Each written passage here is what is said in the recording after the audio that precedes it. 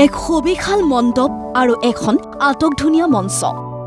খানাপাৰাৰ এই মঞ্চত দেখা গৈছে প্ৰধানমন্ত্ৰী, গৃহমন্ত্ৰী আৰু প্ৰতিৰক্ষা মন্ত্ৰীৰ লগতে কেন্দ্ৰীয় চৰকাৰৰ আন বহু কেইগৰাকী মন্ত্ৰীক। এফালে মঞ্চত বহু কেইগৰাকী VVIP আৰু আনফালে মণ্ডপত ভিন্ন স্থানৰ পৰা অহা হাজাৰ হাজাৰ জনতা। ৰাজ্যবাসীক সাক্ষী কৰি খানাপাৰাৰ এই ঐতিহাসিক মঞ্চৰ পৰাই দ্বিতীয়বাৰলৈ মুখ্যমন্ত্ৰীৰূপে শপত ল'লে ডক্টৰ হিমন্ত বিশ্ব শৰ্মাই। শ্ৰী হিমন্ত বিশ্ব শৰ্মা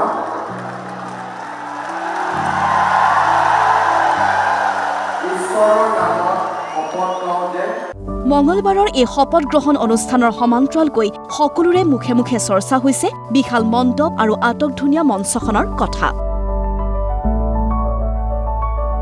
সংসদ ভৱনৰ প্ৰতীকী ৰূপত সজাই তোলা হৈছিল অনুষ্ঠানৰ মূল মঞ্চখন। ইয়াৰ কাষতেই মা কামাখ্যা দেৱালয়, বটদ্ৰৱা থান আৰু ৰংঘৰৰ আৰ্হিত সজোৱা হৈছিল আন দুখন মঞ্চ, য'ত অসমৰ সংস্কৃতি, সত্ৰ আৰু উৎসৱ আদিৰ আভাস দিয়া হৈছে। শপত গ্ৰহণ অনুষ্ঠানলৈ অহা প্ৰতিগৰাকী ব্যক্তিক আকৰ্ষণ কৰিছিল এই মঞ্চখনে।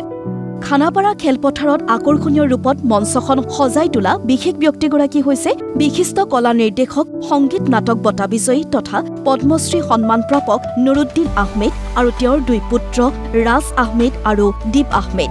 এতিয়া ৰাইজে তেওঁলোকৰ এই সৃষ্টিশৈলীক আদৰি লোৱাত নথৈ আনন্দিত হৈছে দীপ আহমেদ। যদি ৰাইজে ভাল পাইছে তেতিয়া তাতকৈ ডাঙৰ বস্তুটো আৰু একোৱেই নাই, কাৰণ আমি সেইটোৱে সদায় আশা কৰোঁ যে কিবা এটা যোনটো আমাৰ মনত আছে সেইটো যদি আমি তাত প্ৰেক্টিকেলি বনাই দিছোঁ আৰু সেইটো যদি মানুহে একচেপ্ট কৰিছে, ভাল পাইছে, তেতিয়া সেইটো আমাৰ কাৰণে বহুত ডাঙৰ কথা। তো আৰু একচুৱেলি আমি টাইমটো বহুত শ্বৰ্ট হ'ল। যোনখিনি টাইমত আমি কৰিব গোটেই কামটো কৰিলোঁ, মোটামুটি 2-2.5 দিনত গোটেই কামটো কৰা হৈছে আৰু ইমান ডাঙৰ কাম, মোটামুটি 350 ফুটৰ ষ্টেজ, তো অলপ চেলেঞ্জিং আছিল সেইটো।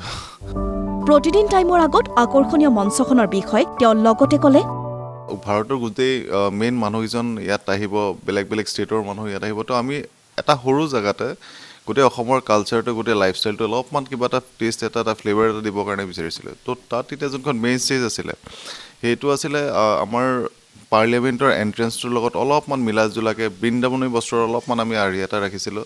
ছাইডৰ ষ্টেজ যোনকেইখন আছিলে তাত অসমৰ লাইফষ্টাইল, অসমৰ কালচাৰ, ফেষ্টিভেল, সেই গোটেইখিনি বস্তুৰ সৰু সৰু সৰু এটা পাৰ্ট আমি দেখাবৰ কাৰণে চেষ্টা কৰিছিলোঁ। ইফালে বিশিষ্ট কলা নিৰ্দেশক নুৰুদ্দিন আহমেদে ক'লে, ৰাইজ সন্তুষ্ট হ'লেই আনন্দিত হওঁ। দুই পুত্ৰ ৰাজ আৰু দীপক মঞ্চ নিৰ্মাণত কিদৰে পৰামৰ্শ দিছিল সেই কথাও ক'লে নুৰুদ্দিন আহমেদে।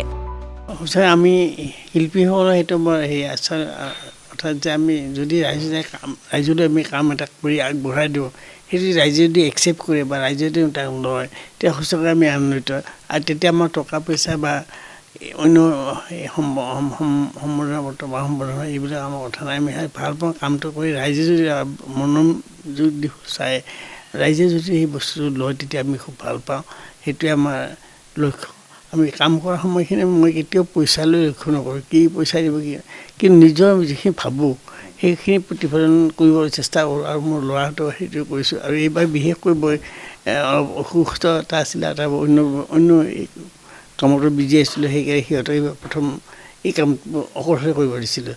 তাত মই গৈছোঁ মাজে মাজে, কিন্তু মেইনলি সিহঁতে কামটো কৰিছে।